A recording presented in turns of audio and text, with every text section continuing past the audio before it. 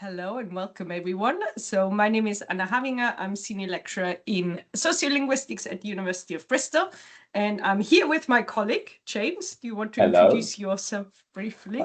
Hi, my name is Dr. James Hawkey. I am Associate Professor in Linguistics and Catalan Studies, and both of us work in the School of Modern Languages at the University of Bristol. Exactly. So today we're going to talk about critical discourse analysis. And it links quite nicely to last week's session. So if you've been at last week's session, you will have seen discourse analysis in action, but we'll take a step back and sort of go through what it is, first of all, and how do you do it? So we're gonna first go all the way back and say, what is discourse in the first place? Then talk about what is critical discourse analysis, how can you apply that. We'll have some examples as well, so we can actually look at texts together, and as we say, you can use the Q&A feature to write answers, or you can raise your hand and talk to us that way. And then finally, we'll also briefly cover some tools that you can use to help you to do critical discourse analysis. So with that, I'm going to hand straight over to James. Okay. Thank you very much, Anna. You can all hear me. I'm gathering. Yep, fantastic. Okay, so obviously critical discourse analysis contains the word discourse, which is something that we should really define before we carry on. Discourse is one of those words that we use often in common parlance, and it might feel somewhat nebulous, but I think it's good, obviously, to have a solid working definition to have from the start. So at the very beginning here, we have basically these three different levels of discourse. So discourse can refer to a stretch of language longer than a single sentence or utterance. It can also refer a bit more broadly to a type of language used in a particular context. And then even more broadly, it can refer to worldviews and ideologies implicit in language use as exemplified in a particular type of language used in a particular context. So we have these different kind of almost micro, meso, and macro type ways of looking at discourse, if you like. It can be something specific, but it can be something more situated, and then it can be something a bit more abstract and cerebral, if you like, linked to those things. So if we move on to the next slide. Thank you, Anna. So this is another way of kind of conceiving of those same things, right? We have discourse, so the text, which is the first line of what I said before. So this idea of a stretch of language longer than a single sentence or utterance. So we are looking at particular text, things that are either said or are written. So that is a type of discourse. That is a layer of discourse. But then there is also what we talk about, what I said here with discourse 2. That's to say a type of language used in a particular context. And here we talk about discursive practice. So it's a bit bigger, but we're talking a bit about, what kind of text are we dealing with? Are we looking at newspaper articles? Are we looking at texts that are set to convince people of something? And what things do those texts tend to have in common? What kind of traits do those texts tend to have in common? And then how does that relate back to the individual piece of writing or speech that we may be looking at? And also, I've been saying writing, and we'll be looking at a lot of written stuff here, but we're also going to be looking at spoken language as well, because discourse analysis is not just, and it isn't even just limited to the word as well, right? We can look at images, and we will be looking at images as well in the class today. So finally, then, that third level, that broadest level, we talk about social practice. So this idea of like worldviews and ideologies implicit in language use. So social practice, kind of this broader set of belief systems and broader set of norms that are maybe inherent in those types of texts that we want to look at. And Fairclough who's obviously a big name in critical discourse analysis, talks about discourse is not simply an entity that we can define independently. We can only arrive at an understanding of it by analysing sets of relations, so how these things relate to one another. And that's a point that we're going to be returning to over and over again in this class, but we're going to be talking about discourse as well as relational between things. So move on to the next slide. And let's talk about something close to our hearts and our homes, Emma. Exactly. As James, who grew up in Cardiff, and I live in Cardiff now, I took part in the Senedd elections happening last week, and I kept getting all these leaflets from parties, and I threw them all, I recycled them on the 6th of May, that was Bin Day. And then I was thinking afterwards, oh, we could have used some of those for our session. And this is the only one that I still got on 6th of May. So this is why we picked this particular example of an election leaflet. And we thought, well, just use that to perhaps also ask you what you notice when you look at that in terms of discourse, so in terms of text, in terms of the different layers that James has just covered. So is there anything that you find perhaps striking when you look at this? The whole thing, maybe I should show the whole thing as well. So it's a bit like a newspaper. It has, of course, can you see that at all, or is it just blurry? Yeah, I can see okay, okay. So you've got English, you've got, of course, the Welsh version, but we were kind to you and thought we're going to go for the English. And it looks like just a newspaper, like that. So is there anything you notice when just looking at that very first page? And please feel free to use the Q&A function. And if it helps you as well, as a Welsh speaker here, we've got neck and neck, and in Welsh we had pen wrth ben, which literally means like head to head or head by head, literally. So we've also got that kind of bodily image as well. But what kind of stuff springs out at you from this image?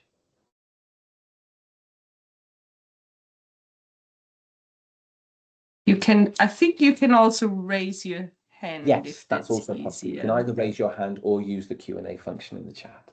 Whatever works best. Oh, we've got a hand raised from Margaret first. We've got hands coming up. Brilliant. Fantastic. So Margaret, I have temporarily enabled everyone to turn their mics on. So Margaret, over to you. Hi. Yeah, lots of things. Basically, that text at the bottom saying when the polling took place was January, and how tiny that text is. Yeah. Yes. And that gauge reform and green, it doesn't include other parties. And I just wonder where that is it looks like it's balanced, but it's not. Neck and neck with I think it portrays a different picture. Cool, fantastic. Thank you, Margaret. And now we've got, I believe it's Sharon. I can't quite see your full name. Sharon, yes, Sharon Walker. I was just I think Margaret said one of the things I was going to say, the neck and neck, head to head. I think immediately that sets up the fact in our mind that this is a race or the head to head, some kind of battle. So we know what they're trying to put across to us. This is when you're neck and neck, you're almost at the finish line and you're really sweating and really fighting for it. The same as head to head. Yeah, we've got these very bodily, very corporeal kind of like images that come through. Fantastic, thank you. And then we have Katila next. So it's, I would say the same as my fellow colleagues would, right?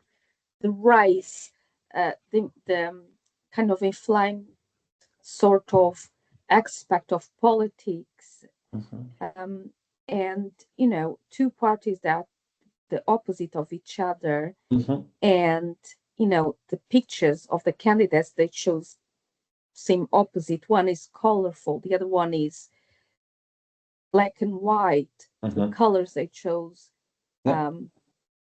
You know, then again, is the fight to raise the opposition of two completely different parties in terms of their policies and what they depict in terms of their British society. Yeah. Fantastic, thank you. And we'll take a point from Susie, and then we'll kind of sum up some of the things here. So Susie. And leading on from, that point, it's just the fact that the election update is delivered by the Green Party volunteers. So that is probably why you're getting some of those. It's the explanation part or the analysis part why you're getting some of those differences between the two. Yeah. So thank you very much, Susie. So one thing I'm going to pick up on what you've just said there, if I may, Anna. So you said there about it's the election update delivered by Green Party volunteers, right? This is just the Green Party news, right? This is just the Green Party promotional material, right? Obviously it's framed though in those terms, right? It's framed in the terms of we're giving you the overview of everything that's happening, and we're giving you the facts of what's happening. But of course, it's presented as a newspaper. It's presented as a factual newspaper so that you pick it up and that you go, oh, this is the news. This is the kind of balanced news, if you like, which it's not necessarily foregrounding its party political orientations, right? And another little point, which I think Anna will then pick up on probably afterwards as well, is the way that a lot of this is presented as well. I don't know how many of you were following the Senedd elections, probably not maybe necessarily as invested as myself or Anna as a Welshman and a resident Welsh person as well. Like we were very kind of invested in this. And Caerdydd Penarth, which is this seat, is the seat where Anna lives, and it's the seat where my family is from as well. So this is like very local news to us. And the one thing to say about these Senedd elections is this isn't how it works in terms of the voting system, right? So each seat gets six, each constituency gets 6 seats, basically. And it was already clear that Plaid Cymru were probably going to get 3, and Reform was probably going to get 1, and the Greens were probably going to get 1. And so that was already kind of decided almost, or like predicted. And what they're talking about here is the final seat, the last seat, right? Which they're saying is just 3% between Greens and Reform.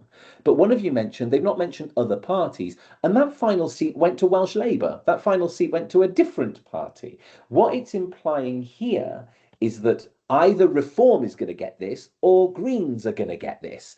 And actually, both and neither got this, because they both got a seat, but they didn't maybe get this seat that they're talking about. So yeah, Anna, what do you think about some of these issues? Yes, you already gave away the results. Oh, did I give away the results? Oh, there we go. I've No, exactly. So the main thing when I first saw this coming through the door, I was like, I read the election news. So my thing was initially some kind of, as you said, balance kind of thing, and then I saw immediately that it won't be. This is from the Greens, and so. And I guess the other thing to know, talking about discourse, is the sort of wider context. So also that social practice of putting those leaflets through the door is something that we have to look at when we analyze text like that and images like that. But all your points were great. I think we'll have to move on though. Yeah, let's so move forward. We are coming back to this wonderful news. We will. So yes. Sorry, Anna and James, I'll just point out, I just want to acknowledge other comments that have come through in the Q&A about contributing to I'm not seeing anything in the Q&A. Yeah, so there's been a few posts and then some embedded in threads. Oh, you have to refresh it. Sorry, hold on. Yes, I had to click on a link here. Sorry, yeah, I had the Q&A open and it didn't refresh automatically, so I didn't have anything in it.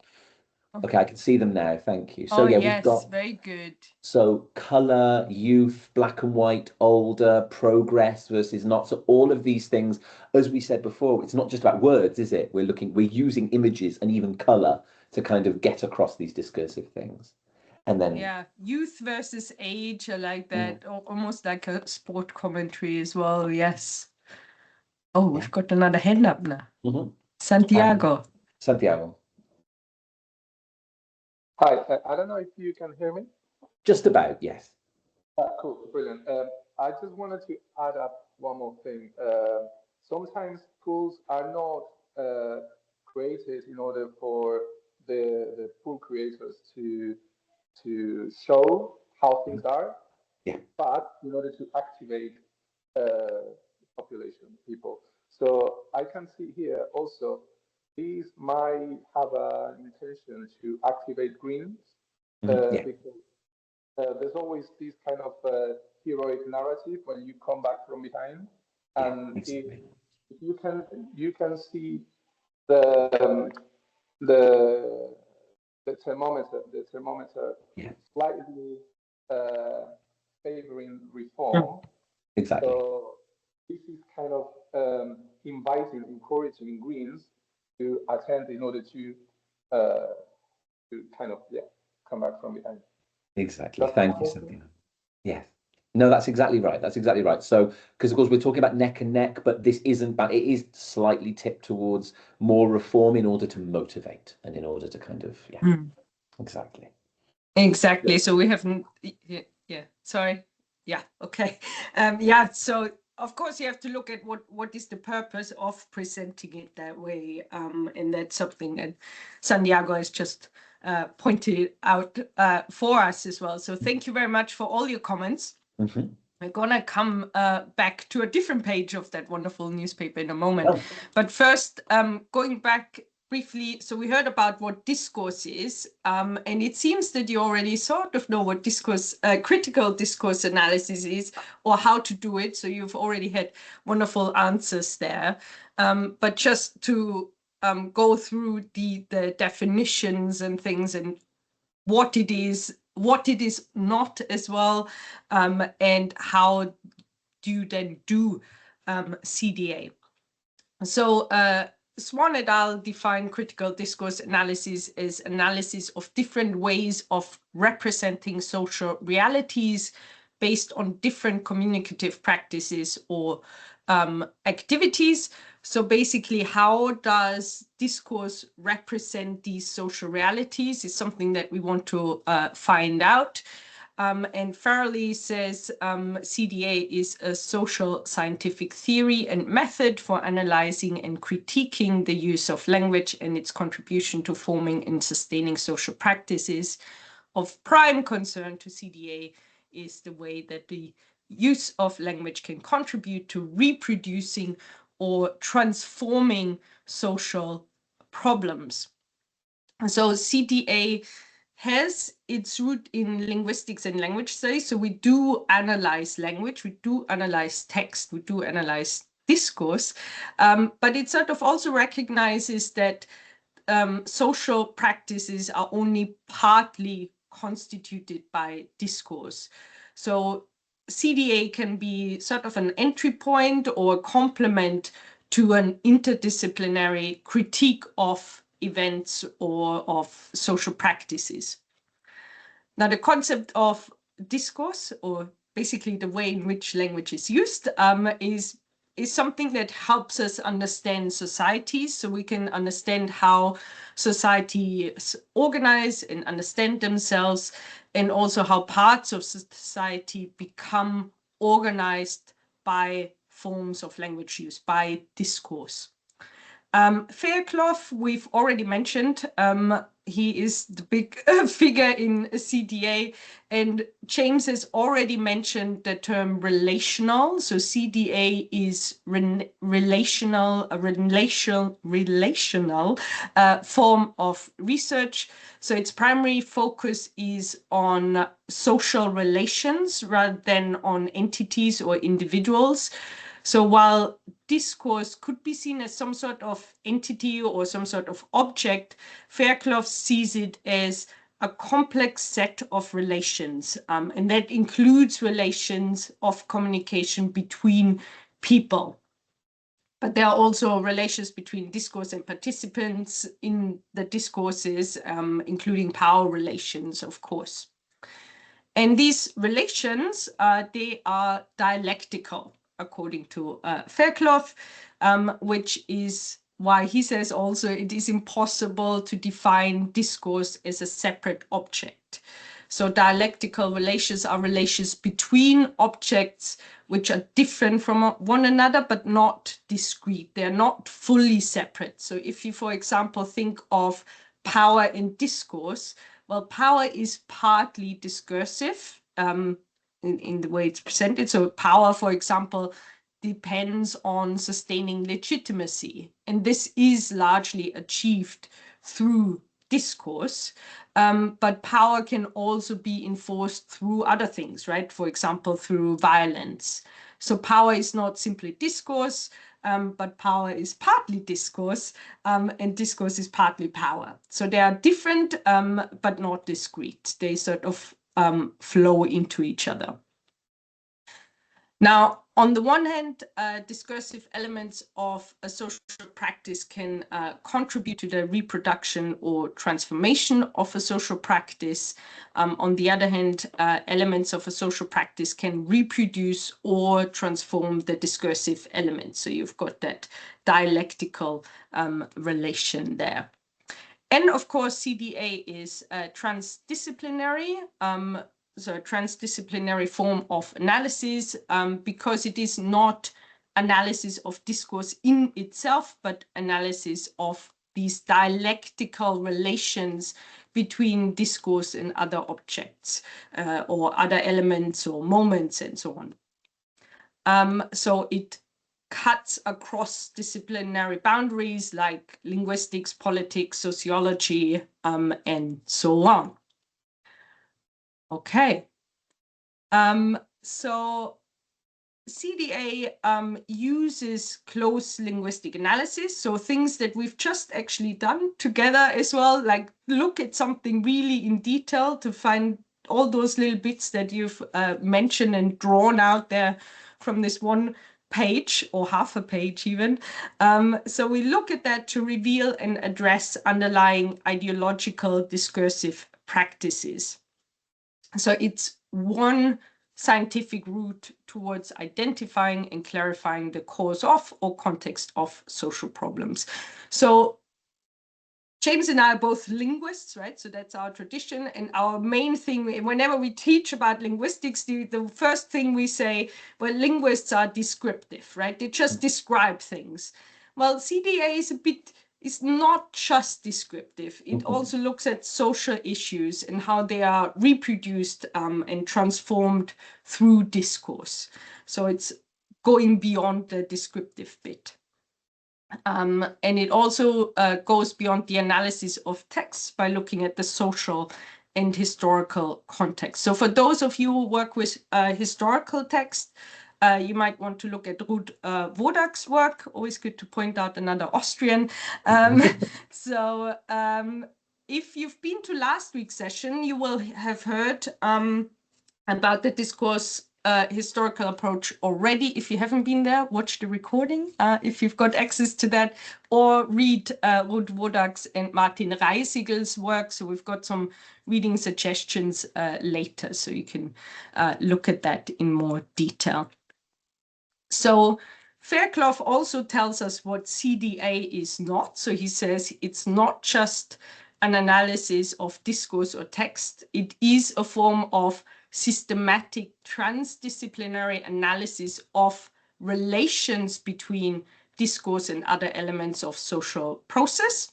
He says it's not just a general commentary on discourse. It includes some form of systematic analysis of text. And I think the word systematic is really important here. And he also says it is not just descriptive. So that's what I've just mentioned. It is also normative because it addresses social issues and also proposes ways to solve or mitigate them. James, I hope you keep an eye out on the chat, and anything I missed, just shout. There's a few questions about spelling the names that you mentioned when you mentioned the names of authors. I think a lot of them were in that slide somewhere. So we have I've got reading suggestion coming up.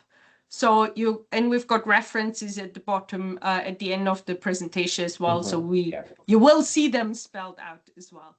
We do have a question in the chat as well from Hazel, who asks what is the main difference between CDA, critical discourse analysis, and DA, discourse analysis.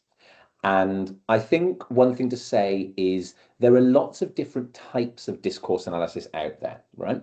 And another example of this would be conversation analysis. So conversation analysis is a different type of discourse analysis, which focuses on very, very micro interactions, things like turn taking and things like, how people put emphasis and what they do with the tone of their voice and various different things, and when they intake breath and how they, on these very micro interactional levels, right? So that's conversation analysis. Both of these would arguably be kind of types of discourse analysis. But one thing that I would say is when people talk about discourse analysis, a lot of the time they are kind of like, in linguistics at least, it feels like they're using it as a shorthand for CDA a lot of the time. I feel that if you're saying, I'm doing discourse analysis, you're probably doing some kind of CDA up to a point. That's how people generally use it. I don't know if you agree, Anna. Yes, I think that's true. And I think the point about probably not being descriptive and the whole critical approach to it perhaps is more in the foreground when you do CDA. But I agree that often discourse analysis is just used as a shorthand for CDA. Yes, exactly. Okay, any other questions? You good then? Yes, good. Okay, so we're coming to the part of how do we actually do it. Yes.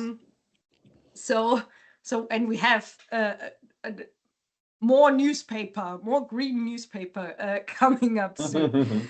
So first of all, we analyze texts, right? And that's often a qualitative analysis. It can have quantitative elements as well. And texts can take many forms. They can be spoken, written, they can be quite short or long. That doesn't really matter.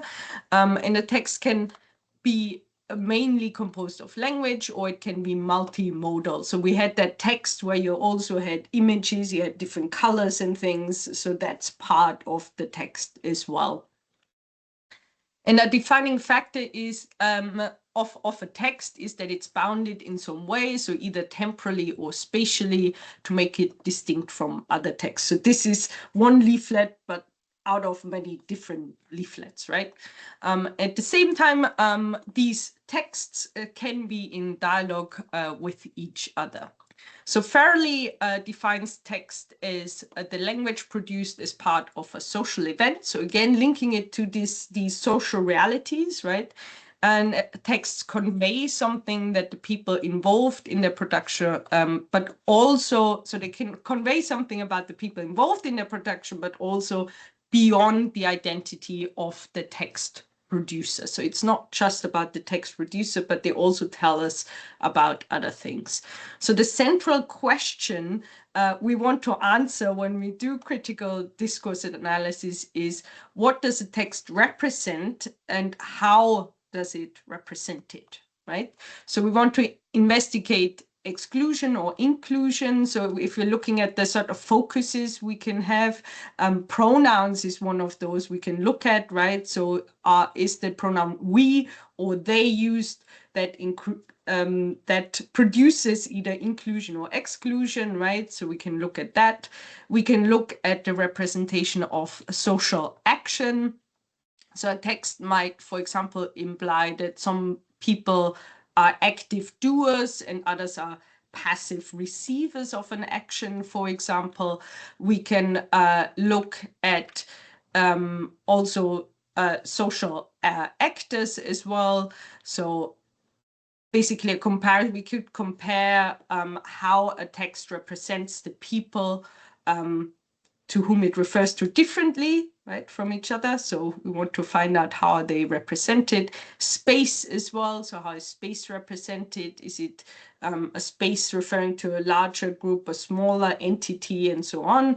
And time, so time already came up with January 26 being in very small letters, right? Mm-hmm. But then sort of still being presented as something that's very current, for example, in the text we looked at. So we can look at phonological features. So not in this case, we don't have sounds or accents. Vocabulary is one of the things we will definitely look at. So if you're thinking of vocabulary of space, like nouns referring to places or types of places, vocabulary of time, so nouns referring to time periods, adverbs of time, grammar of time, metaphors we would look at a lot. And some of these metaphors, they are so enshrined that you might not even think of them as metaphors initially, but other ones, like we just had neck and neck, right, is sort of a metaphor as well. So those are things we want to pick up. Commitments in modality. So how do speakers or writers position themselves in relation to what they are saying? So do they present things as being very, very certain, very like as a fact, or do they say it's something that's a bit uncertain or negotiable? So there's a difference between saying, for example, this must be true or this might be true, right? So those modal verbs we want to look at as well. Evaluation, so how language expresses attitudes, values, judgments. So is something, for example, presented as a danger, or is something presented as an innovation? So look for language that signals sort of approval or disapproval or importance as well. And I've already mentioned pronouns. So let's put all this in action. We've got another part of the newspaper here for you. And I think we'll just ask you. I was going to say, I should just say there are lots of questions in the chat, so I'm doing my best to try and answer them in type. Oh, you're doing typing? Yeah, so because there's so many of them that I'm going to try and answer these in type while you carry on with this, if that's okay, and I'll just keep typing. Oh, you carry on with that. Yeah. Yes, that's all fine. Let me just make you a bit bigger here so I can see things. So if you could look at this second extract there and think also about the things that I've just mentioned that you could look at and see if you notice anything in this part. I will. So you're dealing with the Q&A, and if people can raise their hand, that will make things probably easier for me. Katila, we have first, I think. Hello, hi, it's me again. Hi. So I suppose this is part of the same green leaflets. Yeah. So again, same leaflet. Yes. So it's green versus reform, and totally the discourse is totally to kind of literate labor. So labor is not competition anymore. They identify that, and it's like they kind of eliminated competition. Labor is not strong again, was strong until now, but now actually we are the strongest competitors against reform. We are the ones who have the policies. We are the ones who are not going to mess up. We are the ones who going to get rid of reform. Yes. Yeah. Yeah, so exactly. So it says with labor fading, for example, right? So then it is between green and reform there. Yes, good point. Who was next? I think it was Lucy, right?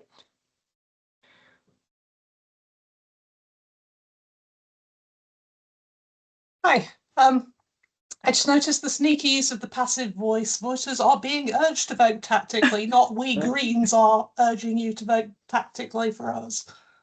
Yes, definitely. So coming back to this point about newspapers, and they are meant to present something quite neutrally, usually, not always. But this is one of the language bits that you can really pick up. The passive being used here, are being urged, right? Rather than saying, we Greens, we urge you to vote green so that Reform doesn't get in or doesn't get a second seat.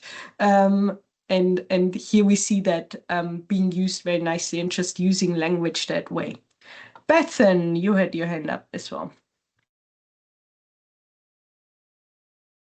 Hi, yeah, I was just picking up on the line that says green leaders, that party is called on, and basically kind of that phrase at the end of to keep Reform's divisive politics out of Wales, really centering divisive politics as something that's like an import from England to be stopped. Yes, exactly. So we've got this distinction between a former Tory MP in Kent who could get the seat, or the lifelong Cardiff local, right? So really having that distinction there as well. Either you bring in some kind of outsider who doesn't know anything about Wales, or you vote for the local candidate. Anna. Hi, I just noticed that like it twice underlines the Zach Polanski's quote of "Let's get Tessa over the line," which I feel kind of also symbolizes the race and the urgency of voting for them. And yeah, just like yeah, how it's like the active voice of helping to win the race, basically. Yes, exactly. So we get that sporting terminology there as well. Again, yes, very good point. Henry. I don't know whether these sort of hints towards out of Wales, Kent is sort of a signal to Plaid Cymru readers, sort of a more nationalistic approach of like protecting Wales. So it's like also working for that level, but maybe that's reading too far into the text. Yeah, no, it's a good point, right? So Plaid was meant to get lots of votes anyway, and they're again sort of highlighting the Welsh dimension, right, in that. For me personally, it was extremely surprising that so many people voted for Reform in Wales, because they're not really doing much for Wales, or don't intend to do much for Wales. But anyway, Sharon. Following on from Anna, talking about the race, Tessa is described as a champion. And I think that is it's almost the assumption she's already won. It's kind of given us the sense of you might as well vote for her. She's already the champion. And then the other thing I think is quite interesting that Tessa, she's quite colourful. Her hair's colourful, her scarf is colourful, but then she's wearing quite a bland, I don't know if it's just the colour of the picture, quite a bland grey jacket, just like Polanski, almost saying that, okay, they're on the same team. There's something about their clothes, they're mirroring each other. Yes, good point. Yes, definitely. Yes. So the thing about over the line, like she's already at the line, right? So she's already sort of almost there. Just get her over the line. And the clothes, yeah, the clothes point, I hadn't looked at that. So very good point. Yes, thank you. Sorry, I can't. I think after this last point, we might have to move on to the next thing, because I think we're actually, we've got a lot of material to cover. Helen, do you want to say what you've got? Yeah, sorry, I hadn't realised it was my turn. No, you're the last one, yeah. So I was just going to point out that the juxtaposition of the quote from Tessa, where she says, Labour have blown it. So that's, in one hand, relating to their position in or their supposed position in this race, but also the fact that that comes after the sentence to fix the NHS, kind of also potentially suggests that you've just read that and then you read Labour have blown it. So it's less about, it's not just about their positionality in this, what they're saying is a two-horse race now with Labour below that, but also implying that the issues with their NHS can be linked to Labour. It's very clever. Yes, very, very good observation there with the link to the NHS. Yes, definitely. So also look at how the texts are structured, right? And what comes first and so on. Yes, but as James said, we need to move on. So I'm gonna. The irony of all this as well. We've now spent the last few minutes looking into how it's. They've said in the letters in bright colours at the bottom, it's green versus Reform, and of course. It was Plaid that won 3 seats out of 6, and it wasn't a two-horse race. There was a winner and these people were coming in for second place, and it wasn't even, it was split 3 ways. So very, very interesting here. So thank you very much, everyone, for all your wonderful opinions. We've got a few wonderful kind of insights into this. We've got a few different things to go on to now. We might not get through all of them because we've only got a little bit of time left in the class, but let's have a look at ideologies. So this kind of develops a little bit the point of how to do CDA. And we use this notion of ideologies as a reference point. So ideologies are often when we talk about, or by the way, Anna, I should say, you might need to refresh the Q&A if things come up as I speak. Thank you. We often think of ideologies when we use this in common parlance as something negative or something loaded, right? Oh, that's just ideology, right? And people talk about ideologies often to refer to kind of a negative belief set, or rather a belief set that they consider to be negative with regards to their own worldview. People will often say that. But when we use this in linguistics or in social sciences generally, ideologies are kind of seen as this neutral system of thought, or as systems of thought that exert social control. So neutral system of thought from Van Dijk is, when we say neutral, I don't think neutral is a very loaded word, ironically, and I don't think it's really necessarily meant as this doesn't mean anything. I think what the point of neutral is to kind of get away from that negatively charged meaning of the term ideology that can be used just generally among people. So systems of thought that exert social control is actually a really helpful way of looking at ideology, because that brings us back to this critical notion of language and social structure, language and the hegemonic order, and ideologies as vehicles of kind of perpetuating or even challenging hegemonic order. So the term ideology here, we have a definition from Stockwell, from a sociolinguistics textbook, the system of beliefs and assumptions that underlies every linguistic analysis and every social and linguistic event. So we've got this idea of a system of beliefs as an ideology. And then, of course, we have language ideologies, which can also be a big part and of CDA and can be used in studies of CDA. So language ideologies, namely a set of shared attitudes and beliefs about language underpinned by certain social or cultural values. Language ideologies often serve to rationalize existing social structures, relationships, and dominant linguistic habits. So it's these beliefs about language that often are used to reinforce the social order. So an example of this, so if we go on to the next slide, please, Anna. Oh, sorry. I'm making you do two things at once. Doing the chat as well, going through Sorry, thank you. So what kind of language ideologies exist? What kind of language ideologies are out there? So we have language ideologies that reinforce the hegemonic patriarchy, and these relate to speakers. So, for example, speech associated with non-hegemonic sectors of society, anyone who isn't, quote, male, pale, and stale, so anyone who isn't white, male, older, but also middle class or upper middle class heterosexual, is often seen as inferior or inappropriate in certain contexts, right? Now, that doesn't necessarily need to be vehicularized quite so strongly, but if we kind of factor in this notion of privilege, if you take somebody like me, for example, who I am a cis white male, university educated, and I have other things that kind of make me less hegemonic. For example, I'm a gay man, various different things, but I don't have to worry necessarily about my language necessarily as being seen as inappropriate or inferior in certain contexts, right? It's this idea of like, it's something that I've never had to necessarily think about in that regard. I mean, I have, but that's another story. But it's this idea of like language ideology, speech can kind of reinforce that, because there are certain people who speak aligned with what we expect in certain kind of social contexts, and certain people whose speech is marked out as different, inappropriate, or inferior. And that's related to the speakers. It makes us think things about the speakers themselves, right? And we have this when we have views about accents. We have this when we have views about people's voices. Like these are language ideologies that are often grounded in hegemony. And then we have language ideologies relating to language itself.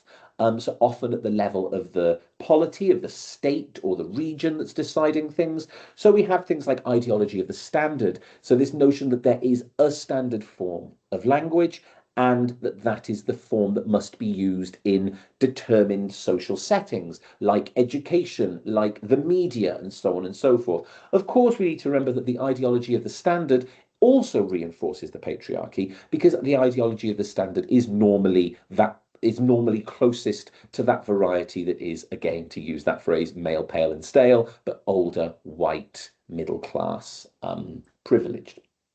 We also have other language ideologies around things like linguistic assimilationism, so things that we might see in France, things where there is a national language and regional or minority languages are seen as anathema to this kind of general state building project. So we have those ideas. We also have, conversely, situations of linguistic pluralism, where there are countries like India or South Africa that have many different national languages.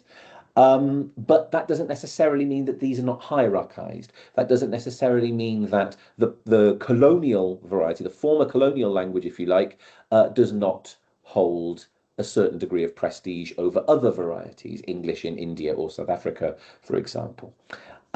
So yeah, we have these different ideologies that are out there, and those are what we want you to think about maybe when you're engaging with critical discourse analysis, whether they are ideologies about language itself or whether they are ideologies about just belief systems generally, right? And we've been doing this without kind of formalizing that so far. So Anna, it's now 10 to. I know. We have 10 minutes, don't we? And you have to leave just before. So yes, what would you like to do with the remaining time? I think we just say that if you want more examples, yes, here are some more examples of things that we can analyze. But I think we did quite a lot earlier with those. Exactly. We weren't sure how much interaction we get. So we've over-prepared, of course we have. So there's some interview data from Andorra that is part of James's work. And there is also something on historical texts, so 18th century grammarians talking about the connection between language and the ability to think. So going back to this sort of ideology, but I think what we should still cover is tools that can help you with CDA. So on the one hand, you've got tools for qualitative data annotation analysis. So NVivo is one of those that many universities have access to. So you can load all sorts of different types of texts in that and annotate it. It has an AI feature as well. MaxQDA is very similar in a way. It's a German company, I think, that created that. If you want to know what that sort of looks like, also the NVivo thing is very similar, but you could click on that link and watch their 2-minute promotion video and you get an idea of what that looks like and what you can do in it. Atlas TI, I think James has used. Yeah, so do you want to say more about that? I mean, there's not really that much to add. Atlas TI can be used with audio texts or written texts, and it's kind of a tool to allow you to maybe undertake thematic analysis as opposed to CDA, though it can also be used with CDA. And it's a way of you kind of tagging texts and identifying themes and identifying, and codifying texts, if you like. So Atlas TI is also something that is one of the tools that are out there, but is not free. So yeah. Yeah, I don't think any of those three are free. So basically just look what your university has got, I would say. Yeah, and then try that one out. In terms of corpus linguistic tools, which can also help you to draw out certain things. So if you're interested in, let's say, the pronouns and things like that, corpus linguistic tools are quite useful because you can load a collection of texts into them and then say, give me all the instances of we and give me all the instances of they, and you see at least how often they occur, and then you can go into more detail about where do they occur and how are they used, those pronouns, that sort of thing. AntConc is for free. It's a corpus linguistic tool where you need to have your own corpus, so your own collection of text that you can load into it. Quite useful might also be the keyword analysis, so you can load in 2 different corpora. So let's say you've got the all the party manifesto of Labour versus the party manifesto of the Greens, and you want to see what is the main difference there, just on a very macro level. And you can load those two in, and it will do statistical analysis for you that show then which words are significantly more frequently in one of these manifesto in comparison to the other. So that might be quite useful. Sketch Engine is an online corpus linguistic tool, so it is not for free, but many universities have access to it, not Bristol, unfortunately. We have been fighting for it. The good thing about Sketch Engine is that it has corpora there for you to use, so quite a lot of really large online corpora. You never quite know what's in those online corpora, but it can be useful. And then they have more specific corpora as well, so it's also worth a look. And then we had also further reading suggestions. Those of you who were wondering how to spell name, or Reisiger we didn't have, but it was in the chat earlier. So you've got, I think it's Tom Bartlett, Analyzing Power in Language, a practical. So all of these are sort of practical guides. If you're more doing multimodal analysis, then we recommend that second book by Machin and Meyer. And then Ruth Wodak and I want to say Michael, but I'm actually not sure, Meyer, have got this book, which was mentioned also in the Q&A, Methods of Critical Discourse Analysis, that has got different chapters. So you will also see the discourse historical approach, one chapter, and then Norman Fairclough has got a chapter in there. So there are the different chapters. So it's quite useful that way. And I think we can have a few moments for questions as well. We've also got references here, so I'll just show those now. So they are on the recording, but do let us know if you've got any further questions. There's also some things that have come up in the Q&A. One thing that's really useful to mention as well from Bethan Miller, thank you for this, Bethan, who's been using Lanxbox X as a corpus tool, which is free. So there are good free alternatives out there. So yeah, these, I don't know if people will have access to the chat after the Q&A after this, but there's been some useful things in the Q&A as well. Yes. There's also another reading suggestion, working with written discourse. That sounds good. So yeah.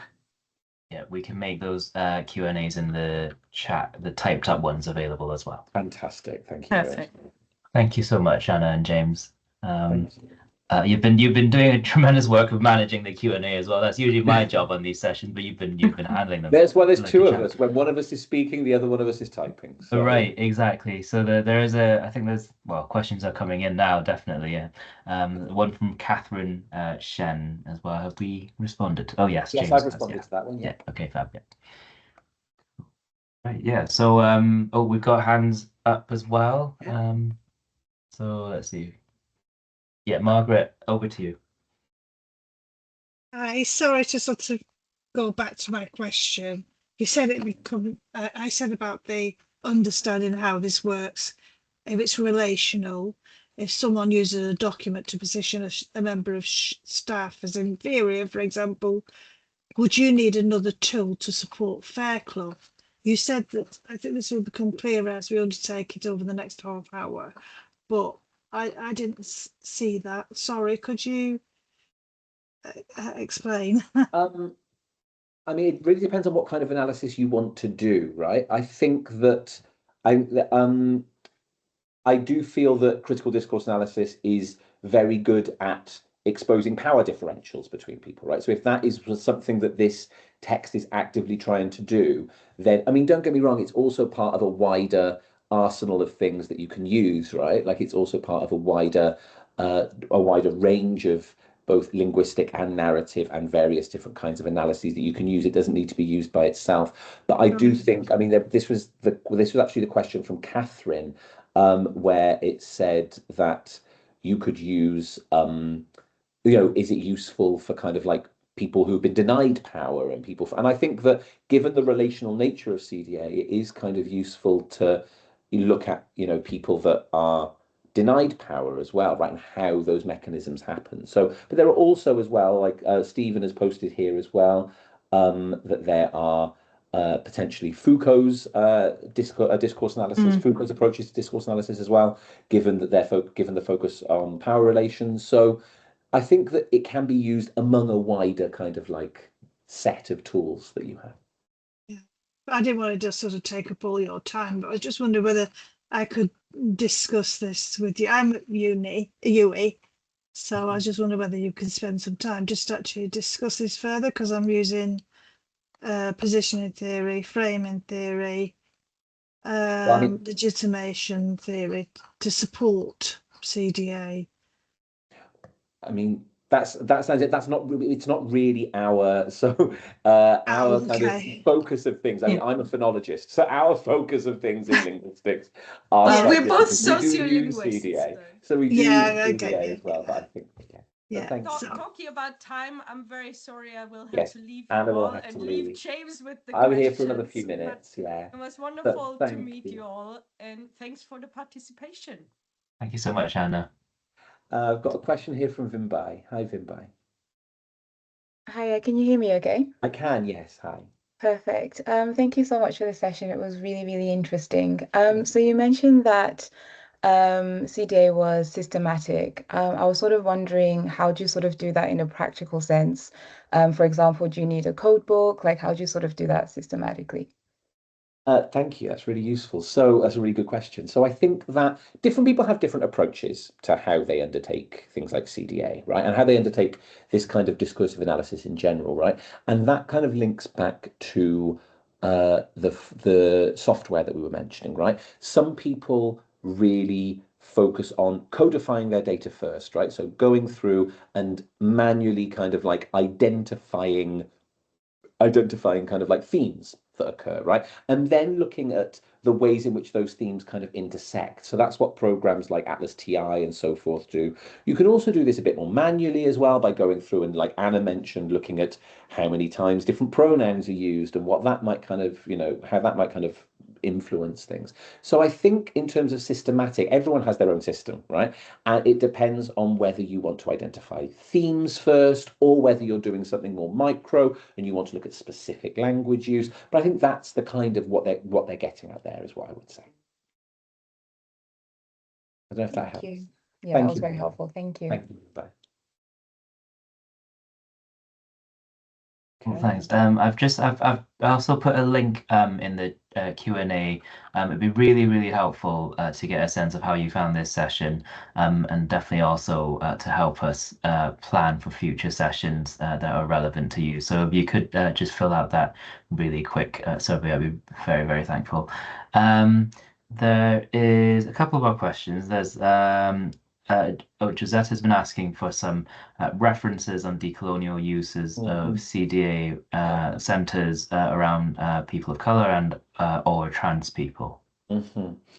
So as a scholar that doesn't use CDA particularly centrally at the moment, one thing I can tell you, hang on, please hold, because I've got a book over there that I believe will help you. Give me a moment.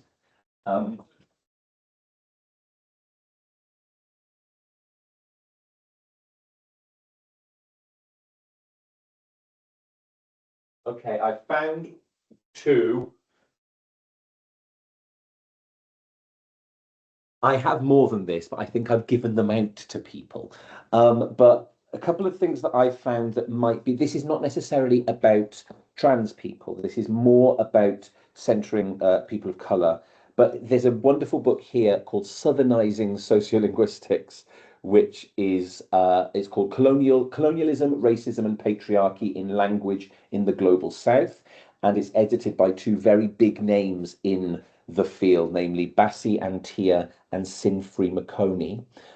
So if I write this, I will put these two things that I'm putting up in that comment there in the chat, and then you can have that. Another one here is A Sociolinguistics of the South, which is another edited volume. But these maybe I have others as well that I could, but off the top of my head, I don't have them here with me that are a bit more about centering queerness. But I will put these two in the chat, and then hopefully that will kind of set you on a journey towards other things. These are not exclusively CDA, but they will contain some kind of discursive analysis within them. Nice. And let's end on this final one, which is quite a good one to reflect on towards the end, from Dean Ross. When you use CDA, do you have a bit of a fear of missing out on some key aspects? Similarly, do you have any recommended articles for looking at best practice and application? I think with regards, so on the slides that you'll receive, there are going to be lots of good, those kind of good things about best practice are those large handbooks that we've kind of given out on that. I think they're really helpful. With regards to missing things, I do think that is to do with the way that you frame your whole endeavor, right?